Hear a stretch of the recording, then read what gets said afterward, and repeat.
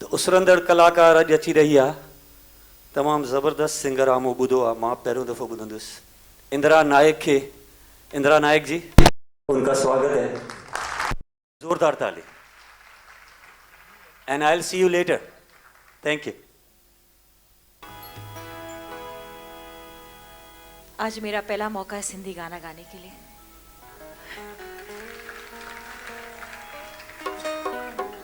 मुझसे कोई गलती हो तो माफ़ करना। हालांकि मेरी माँ सिंधी है, मेरे पिताजी महाराष्ट्र में, पर महेश जी ने मुझे ये मौका दिया और इतने अच्छे कॉम्पोजिशन लिखे हैं, ये सब लाए हैं सब। उम्मीद है आपको मज़ा आएगा। शुक्रिया।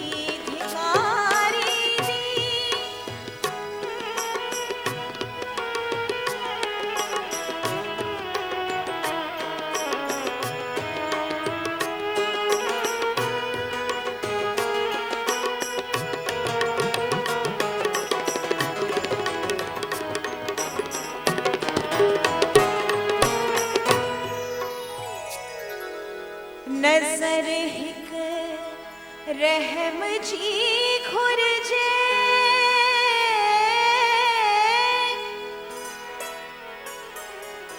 नजर हिक रहम जी घुरजे, निहारे कर नजरदारी,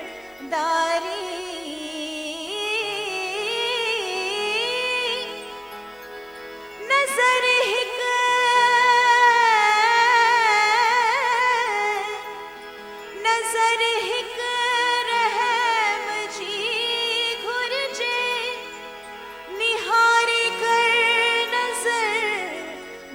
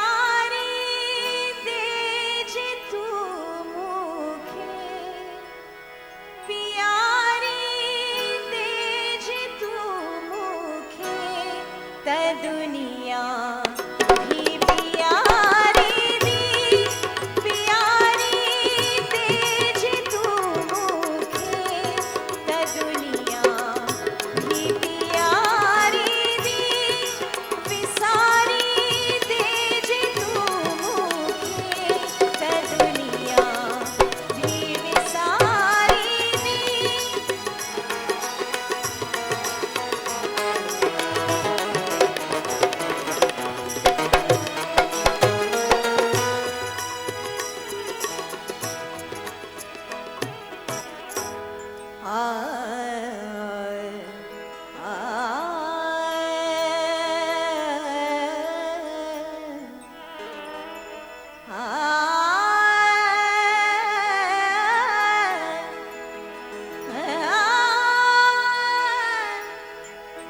Zaman